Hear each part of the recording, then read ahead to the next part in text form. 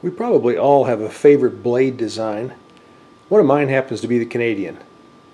This is characterized by a relatively short blade, it's about 4.5 inches, a hump on the top, and then a generous belly and edge right there, which makes it a good skinning and hunting knife.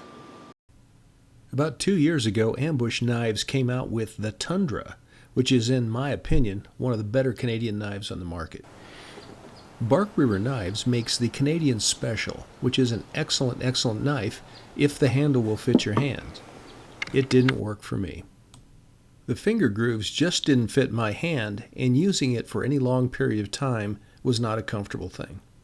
When I heard Ambush Knives was offering the Tundra, a combination of the Canadian blade with Bark River's Aurora handle, I ordered one as soon as they were available. After using the knife for about 2 years now, I liked it so much I bought two. And I've used the knives for everything from catfishing to cutting up elk. The knife has proven to be a real workhorse, and here's why you might want to consider getting one. Here's some stats on it. To start with, the overall length is 9.5 inches with a 4.5-inch blade and a handle of about 5 inches. The blade thickness is .156. Weight on the Tundra is 6.7 ounces. But one thing you have to check out when you buy any knife is the handle. Is it going to fit my hand? The best way to start with that is to measure your palm. You see mine is just right at 4 inches.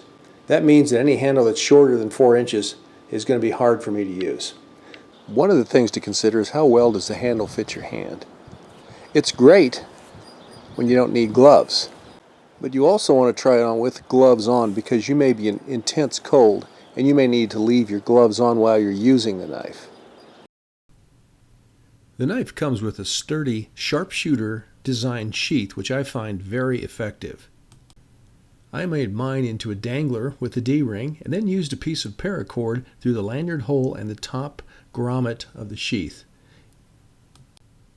It's safer to carry your knife inside your pack, but if you don't have room, this is a good way to make sure you don't lose it.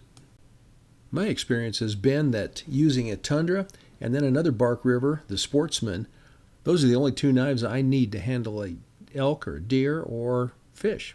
I use other excellent knives, but what I have discovered is that the Tundra will handle just about anything I need it to handle. It's a great gutting and skinning knife for big game, as well as a knife that can handle its share of fish cleaning.